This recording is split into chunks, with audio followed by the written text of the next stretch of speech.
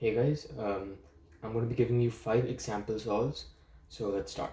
So these example solves are meant for, I guess, slightly advanced cubers, intermediate to advanced cubers. I currently average sub 10, so it's around that range. So yeah, let's start the first scramble.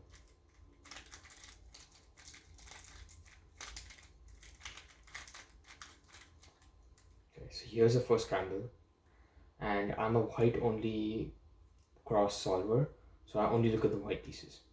So as you can see, these two can easily go in. You just put this one over the top of orange and insert it like this. Uh, it's not a great cross, honestly, but actually no, it's a decent cross.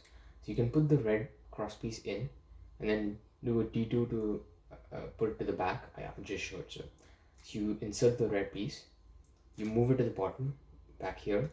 Then you insert the green.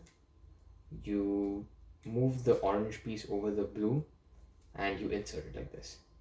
Now this is your first pair. Well, I could have inspected the first pair during inspection, but just to keep things fast, I'm just going to do it without doing that. So this pair would be the first pair, and you have a choice of rotation. You can either rotate like this and do it in the front slot, or you can rotate like this and insert it into the back slot. I recommend this. Now, as I'm doing this, I can see that this orange green piece is here, and the corner is over here. And I know that after I do this, I see this. So I'm immediately kind of just imagining how this would move after I do this piece, after I do this case, sorry. So, like that. And now I know it's here, so I should go and do it pretty easily. And already, okay, so I see these two. I know exactly what the case is going to be. It's going to be this case. So you can go and do it pretty easily. And for this case, you don't have to do it with the rotation, but I personally prefer it. So the rotationless way is to put the edge back here and do this. And I mean, it's easy, but for some reason it feels weird to do. I mean, I guess you have to rotate it over here. But so yeah, I guess that's one reason why. So going back, so this one I'll just rotate here and do it in the back. And you might be thinking, why not just rotate here and do it in the front slot? Well, the main reason is if I rotate and do it in the front slot, I have to use my left hand, and that's not as good as doing it with your right hand, and that is if you're righty dominant, and I use my right hand. Then you have this case, it just reverse R, U, R prime, U prime 2 times. And then you have J prime, so pretty easy. And that was the first scramble.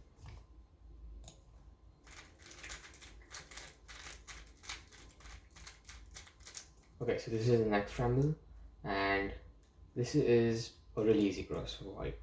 So as you can see, these 3 pieces can all go in with like at most 2 moves. So the next thing is to look for the next pair. And I'm also kind of just learning this right now, so I'm not that good at it, but I think, okay, so I know the first pair. So let's just do it right now, like this.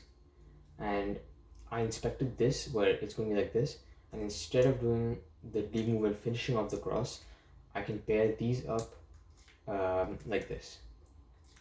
Move it here, and then it's just this case, and then you can align the cross. Sometimes you don't have to always finish a cross. You can just kind of partially finish it and then pair up your first pair and then do it. That's what I do often. So then this, I would rotate in the back and do it like this. And again, you saw this piece here and I saw this piece here. So, I mean, I saw this piece and this piece here. So I should already be tracking these pieces when I'm inserting this. I don't need to focus on this piece, on this pair. We all know it's just a 3 move insert. So I need to be looking at how these are going to pair up. And this is a really nice case. So insert it in the front over here. And again, same thing. I know how this moves and I know how it affects other pieces. So I know this is going to come out and this is going to move over. So over here, and you can go into this, and this again, rotate to the front so you can do it with your right hand. Then this case, pretty easy. And then this G-perm, pretty nice. That's all too.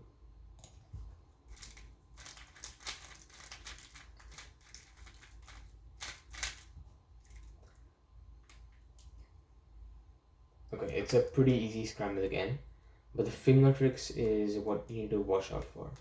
So I think a lot of people just don't like B moves during cross, but that's not the right way to approach cross. I think you can do B moves because they're pretty efficient as long as the finger tricks are good. So in this cross, I can insert it. Again, I'm not going to inspect first pair, even though it's pretty easy, because I just want to show this particular case of B moves. So these ones we all know, just move the blue on top of the red, insert it, and then as you can see, my ring finger is in a perfect place to just insert the green cross piece. So B moves are not inherently bad, it's just that usually B moves are pretty bad because the finger tricks are kind of weird, but in this case, no. And then these two pieces can easily be paired up by, well, there's several ways to pair this up. So one is just to do a lefty sledgehammer and then they pair up. Another one is move the edge corner over and do F, U, F prime, and then it's paired up again. Another way to do it is F, wait no, it's F, U, F prime, and it's F, U2, F prime. Oh no, wait, no, that's my bad. Well, there's just two ways to solve this case, sorry. I personally prefer doing it this way, like this. And then you have this pair. And when it's like two slots remaining, and especially when it's on the right, the first thing I would notice is this pair. And here's my thought process when doing it. Okay, so now, since I've had so much time to look at it, this pair looks better. Like, I would do this pair if I had unlimited time. But in a solve, I would notice this. And the first thing I would do is just insert the corner and do this. So it's basically keyholding it. A lot of people would say, why not do this? Well, the case just becomes pretty bad. I have zero idea how to reverse that, honestly. Okay, I have no idea. So let's just go from here, I guess. So then this pair, you can insert it in the back. Then, okay, so this is a cool trick. A lot of people use R, U, R prime, U prime, and you do it 3 times, but usually ends up with no cross pieces. None of the, like, you don't end up with a yellow cross. And usually that's a bad thing. So what you can do is sledgehammer 3 times in a row, or 2 times in a row, and then insert it, and you get all edges. Here you can do a cool COLL, and that COLL is this side, like that. Then you have U-perm, pretty straightforward.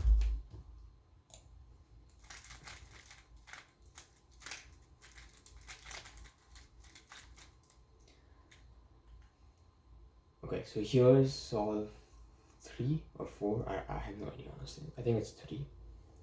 And it's not bad. This cross is okay, I guess. So first thing I can see is if I do R prime, both of these pieces are set up correctly.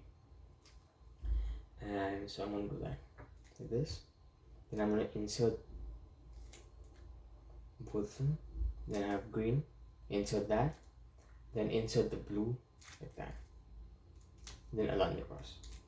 Then this free first pair, immediately I can see this and I know exactly what case it's going to be, like that. So that's basically a keyhole method. Just misalign the bottom D layer, insert the corner, and put it back. It's the simplest keyhole method. This F12 pair. Now, here's another concept that I figured out. Rotations aren't inherently bad. I think some YouTubers have said this in the past, but a lot of people think that rotation is just bad. It's not. In this case, you can solve this without rotation, but the alg that it uses, it's, I don't know, the look ahead, it just messes, like, I can't look ahead when I do that alg, and the alg is sledgehammer and insert. In this case, it's fine because both pieces end up in the top layer, but often it's not. And even with that, it's a pretty bad case, as you can see. Compare that to just taking it out and inserting it, you end up with a better case, and you can also look ahead better. So this case, like that, and just insert it normally. You have this OLL again, it's pretty nice OLL, and then PLL.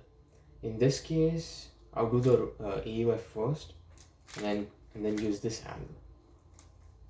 As you can see, R3, 1, 2, 3. And you might be thinking that's a bad alg, but it's actually pretty fast.